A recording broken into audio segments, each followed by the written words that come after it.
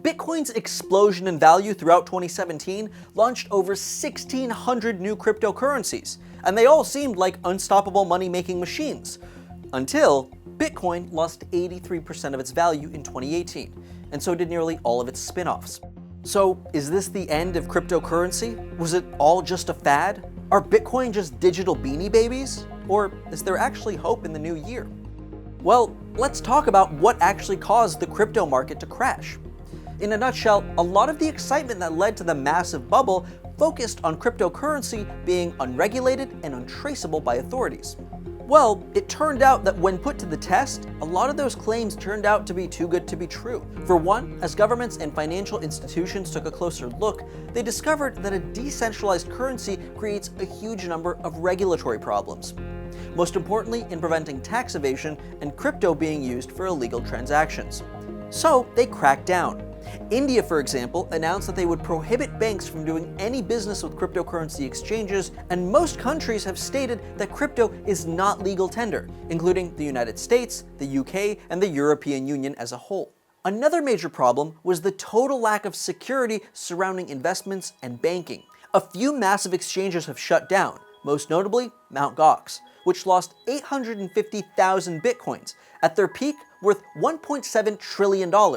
And the company filed for liquidation, with little recourse for those who had trusted the exchange to keep their money safe. Although some of the currency was recovered, the event, and others like it, proved that unlike traditional banks and currencies, using cryptocurrency was a massive risk without further regulation. These issues, coupled with the massive uptick in energy necessary to mine Bitcoin, brought its dramatic rise to a dramatic halt. So where does that leave us in 2019? Have these challenges proven that cryptocurrency is dead? Well, not at all.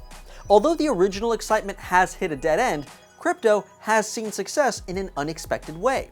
Around the world, a number of countries have started experimenting with their own cryptocurrency, subject to their own regulations and protections.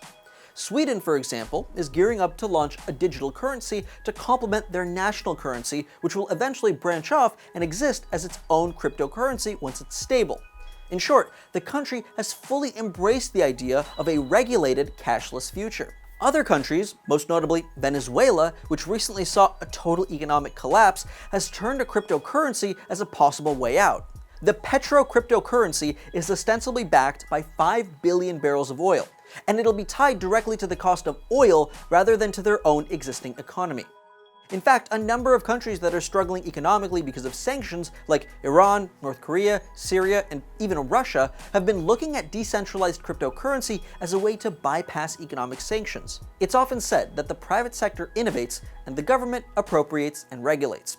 And that's exactly what's happening to cryptocurrency. But maybe that's actually a good thing in the long run, especially for anyone who wants to jump on the crypto bandwagon.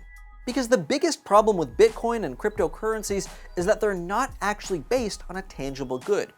It may be called digital gold, but unlike gold, there's no actual use for Bitcoin beyond a bunch of ones and zeros that consume as much electricity as the entire country of Ireland. And while you may be thinking that ones and zeros aren't much better than a piece of paper, like all the other world currencies, those other currencies are backed by actual countries.